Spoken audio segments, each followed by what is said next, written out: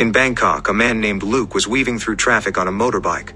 His phone rang, but he ignored the call and continued riding. His journey came to an abrupt end when two cars boxed him in. A man named Qasim stepped out and demanded the artwork, claiming it belonged to his boss. Behind Luke was a painting, stored in a tube, reportedly worth nearly $1 million. Though the ownership was ambiguous, Luke seemed convinced it belonged to him.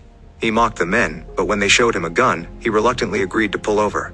Then, with a sudden jolt, Luke brought the bike to a stop and bolted into the crowded streets. A high-speed chase unfolded through cars and bustling markets.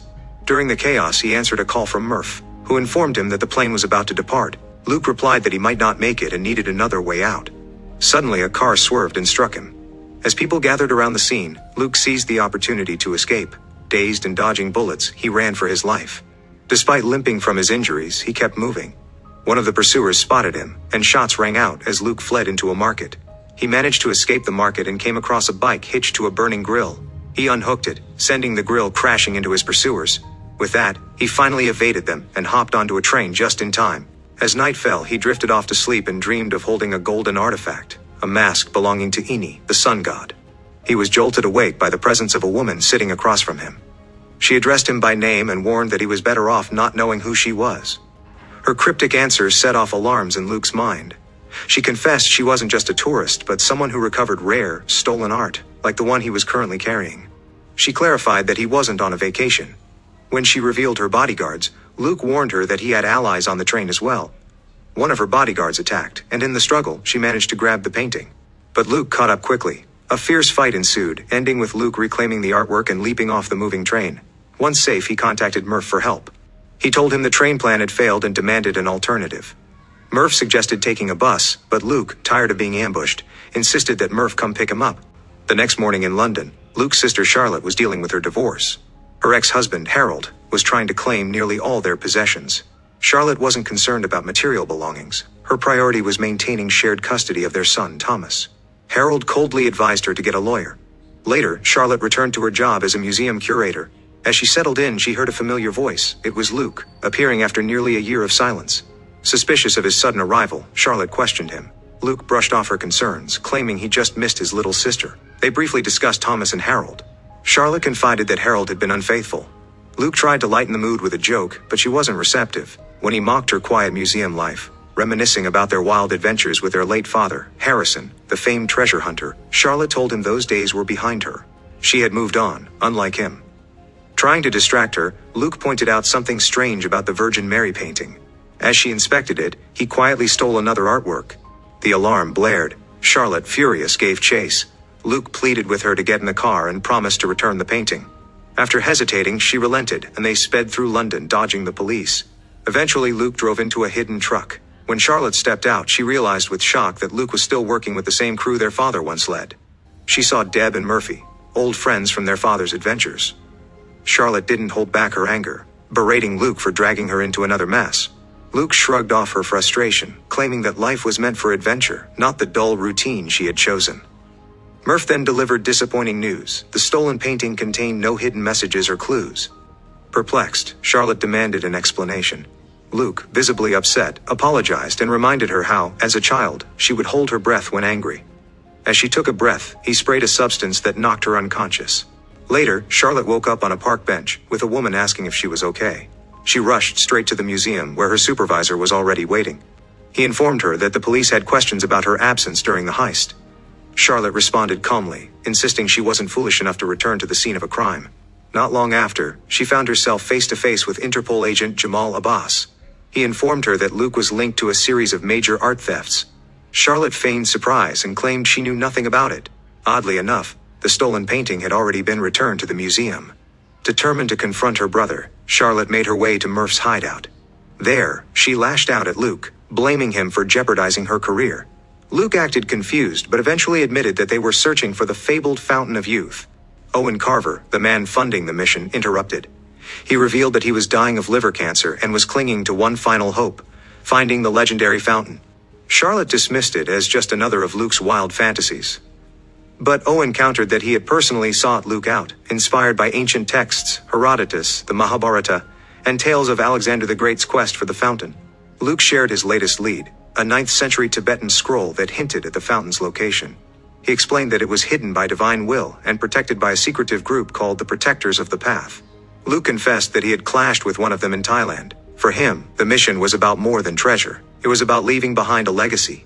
Murph explained that in the 1600s, 6 renowned painters had hidden clues to the fountain's location within their artworks. Charlotte noted that one of the pieces, an El Greco, had been stolen from the Gardner Museum in 1990. Luke revealed that he had recovered the painting in Thailand, stating that it was no longer missing.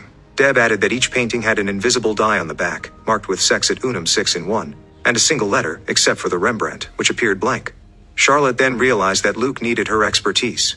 She said she finally understood why she was there, and asked him if he did as well. She went on to explain that Rembrandt had been known to create replicas of his own works, and the one currently in the museum was almost certainly a forgery. She muttered that there was a reason she never liked the Rembrandt. It was a fake. Charlotte became furious and blamed Luke for risking her custody battle. Owen intervened calmly, promising that he would handle the legal issues. Reluctantly, Charlotte shared a lead, mentioning Alfred Gwynn Vanderbilt, a dedicated Rembrandt collector. She suggested that Luke might want to check on him. Luke then went to investigate Vanderbilt's history at the library, only to cross paths with the mysterious woman from earlier. She finally introduced herself as Esme. Without raising her voice, she told him to stop chasing after the fountain and warned that people could get hurt. She said it reminded her of a child flying a kite in a lightning storm. Luke responded flirtatiously, pretending to be touched by her concern. He joked that maybe they should just get the kiss out of the way now. Esme, unfazed, corrected him and stated that this wasn't personal, no one cared about him. She warned him again to stop or they would stop him and then walked away. The next day, Charlotte watched Thomas play the piano. Luke joined her, praised Thomas's performance, and said they had found the real Rembrandt thanks to her. Charlotte accused him of manipulating Owen. Luke explained that Owen had wanted their father, and with Harrison gone, he had stepped in and invited her to join the mission. She asked him if he truly believed they were going to find a magic pool of water at the end of this. After the recital, Charlotte joined the team to retrieve the Rembrandt. The team headed to the wreck of the Lusitania, a ship sunk during World War I by a German submarine. Vanderbilt had been a passenger and was believed to have secured the Rembrandt inside a watertight safe. Murph warned that they had about 2 hours before the storm hit. Once it did, they wouldn't be able to keep the ship afloat. The plan was simple: attach flotation devices to the front of the wreck and haul the safes to the surface. Once suited up, Charlotte and Luke boarded a small boat to the dive site. As they moved through the wreck, Charlotte recalled an expedition to Ecuador, where their father had searched for NT's golden mask. Luke believed he had never found it, but Charlotte insisted he had, and had left it behind because not everything was about money. She told him he had found it, but didn't take it. She reminded him that it wasn't always about money. Back on the surface, Deb spotted helicopters closing in. Murph tried to radio for help, but realized their signal was being jammed. He said they needed to get eyes on it, and headed upstairs. Meanwhile, deep inside the wreck, Luke and Charlotte reached the purser's strong room and located the safe. While Luke worked on opening it, Charlotte casually poured herself a drink. Suddenly, Esme and her team infiltrated the wreck. Luke and Charlotte grabbed the Rembrandt and tried to escape, but were quickly cornered. Charlotte noticed the helicopter, and remarked that she didn't remember having one with them. She asked Esme who she really was.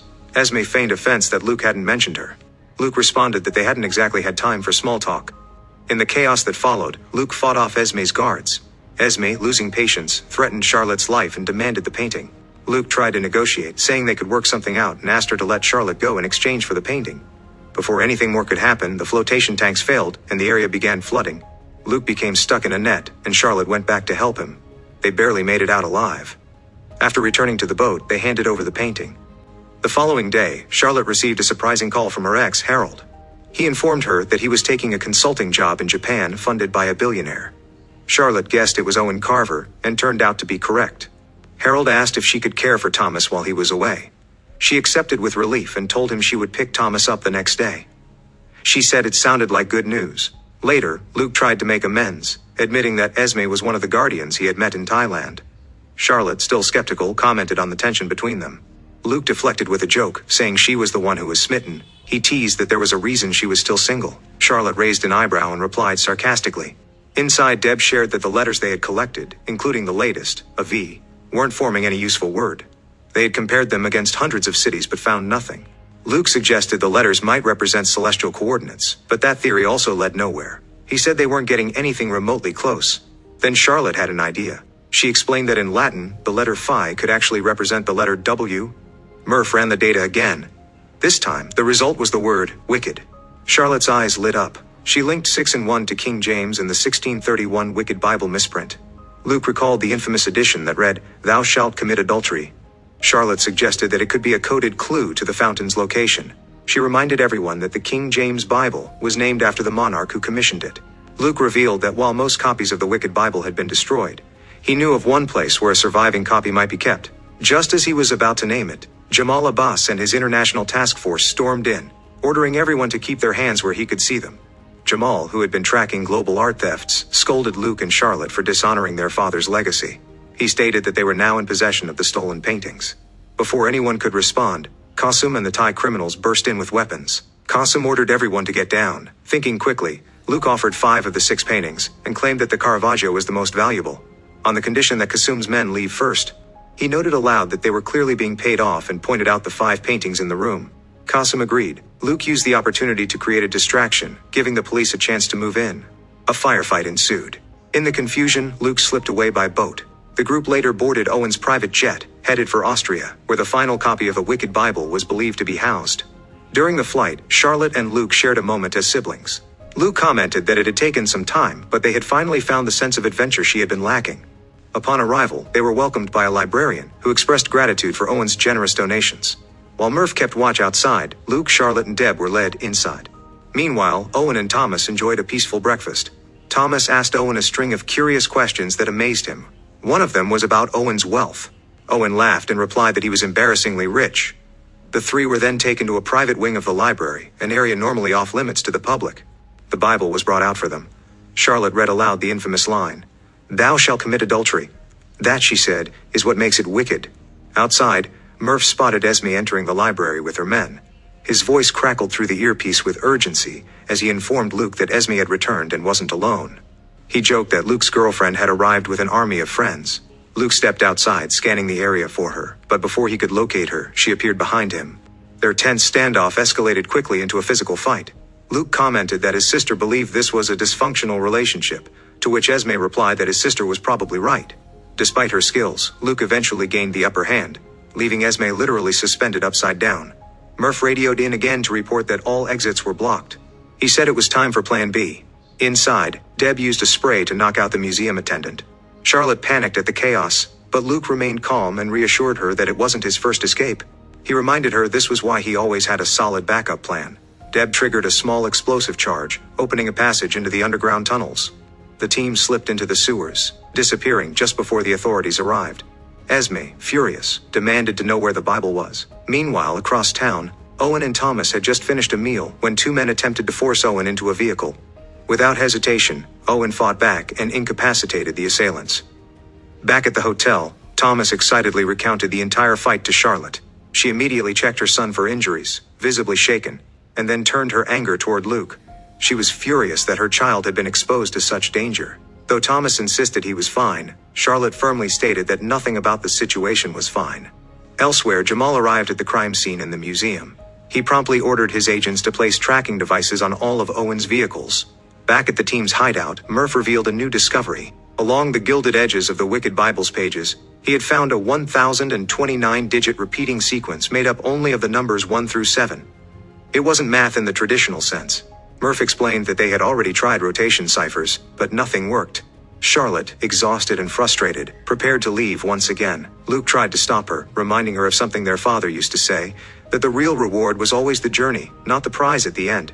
Charlotte remained unconvinced, repeating the quote with a mix of sarcasm and resignation. As they stepped outside, Thomas paused and told them they were thinking about the problem the wrong way. He said what they had found wasn't math, it was music. The idea stunned Charlotte, stopping her in her tracks. Back inside, she asked her son to explain. Thomas clarified that the 7 digits weren't just numbers. Murph had run a cross-reference and matched the sequence to an ancient melody called Water in the Desert, written in honor of the 7 wonders of the ancient world. He said it was a very old tune with an unknown composer. Murph then overlaid the clues hidden in the paintings against a world map, each one aligned with a different ancient wonder, except for one, the Great Pyramids of Giza. The team immediately set course for Egypt. During the flight, Luke awoke from a nightmare in which he held the golden mask of Ini, and watched as a nearby figure crumbled into ash. The dream left him unsettled. He then faced Charlotte's growing doubts about Owen. She was convinced that Owen wanted to exploit the fountain for his own gain. Luke defended him, insisting Owen had different motives. Meanwhile, in Vatican City, Esme spoke to the elder. The elder warned that Luke was getting too close and explained that the fountain was never meant to be found. He said it was too powerful, too dangerous, and too tempting, and had been buried for a reason, because humanity wasn't ready for it. He handed Esme a key and told her it was time to be the hand of judgment. Aboard a helicopter bound for Egypt, Luke briefed the team on a newly discovered passage beneath the Great Pyramid, once used to hide sacred scrolls. Charlotte warned him to be careful and to avoid taking anything that didn't belong to them. Charlotte finally shared something deeply personal. She recalled once asking their father why he had left behind the golden mask of Ini. He had simply told her that some things couldn't be explained, they could only be experienced. An hour later, the team arrived in Egypt and was greeted by Professor Basher, a respected authority on the pyramids. Deb and Murph remained outside to keep watch while the rest of the team entered the pyramid. Professor Basher explained that the pyramids had been sealed for 3,000 years. But Owen ignored the warning. He ordered his men to drill into the wall. When the professor objected, stating that the action was unacceptable, Owen dismissed the permits as a waste of time and had him removed. Charlotte protested, suggesting there might be a safer way to open the chamber, perhaps a hidden mechanical trigger within the structure. Owen, however, refused to listen and insisted they couldn't afford to wait a week. After drilling, the crew uncovered a hidden passage and a massive keystone before a platform. Moving it proved difficult. Outside, Jamal's team and Esme's armed unit arrived at the site. Jamal tried to approach the team peacefully, but one of Owen's men refused to engage and told him to leave. Realizing negotiation had failed, Jamal changed tactics and started a fire. Deb and Murph leapt into action as gunfire erupted at the site. Inside, Owen grew increasingly impatient and ordered the keystone broken. Charlotte pleaded with Luke, telling him that Owen was losing control. As the argument escalated, Thomas tapped out a rhythm that matched the melody water in the desert. The rhythm aligned with the inscriptions on the wall. Charlotte struck a bell striker, triggering a deep vibration. The keystone shifted, revealing a hidden platform. She, Thomas, Owen, and one of Owen's men stepped onto it and began to descend into the pyramid. Luke asked if they were going, and Thomas confidently told him that if he was going, Luke was coming too. Outside, Deb was shot. Murph rushed to her side. Just when the situation seemed hopeless, Esme arrived, taking out the attackers with ruthless efficiency. She entered the pyramid and encountered Jamal, who quietly revealed that he was no longer working against her. They exchanged a brief acknowledgement, hoping they were now on the same team. Deep underground, the group entered a dark chamber filled with paradoxical inscriptions. At its center stood an ancient tree from Babylonian myth. Charlotte retrieved the amber bark, referred to as the burning stone, and placed it in a recess in the wall. This triggered another opening. Back above, Esme and Jamal eliminated the last of the hostiles and followed the team below. The four of them descended into an extraordinary chamber. Inside, Luke accidentally stepped on a tile that caused a hidden staircase to reveal itself. The ground split open, exposing the small but glowing fountain of life. Owen told Luke to drink first. When Luke hesitated, Owen admitted that he had never been dying. The illness was a lie. What he wanted wasn't survival, it was power. He claimed that everyone was dying, it was only a matter of when. Owen then shot Luke in the shoulder and ordered him to drink. As Luke approached, his blood dripped into the water. The fountain shimmered and rose up, surrounding him and lifting him into the air. But just before he could drink, Luke had seen something in the reflection, Charlotte and Thomas, but older and weakened. It became clear that the fountain did not give freely, it stole from others. He refused to drink and stepped back. Owen shot him, but Luke remained unharmed. Silently, he stood his ground. Owen, determined, cut his own arm and let his blood fall into the pool. The water reacted immediately. At that moment, Esme arrived and prepared to seal the fountain with the ancient key, recalling the elder's warning that selfish use would bring devastating consequences. Despite the warning, Owen drank. At first, he appeared youthful and strong. Then, without warning, he began to convulse. His body rapidly aged and decayed before their eyes. The ground began to shake violently as the fountain started to collapse. The group fled the chamber as it crumbled around them. One of Owen's men fell to his death during the escape. Luke nearly fell as well, but Esme caught his arm at the last second and pulled him to safety. Charlotte, Thomas, Luke, and Esme made it out of the pyramid,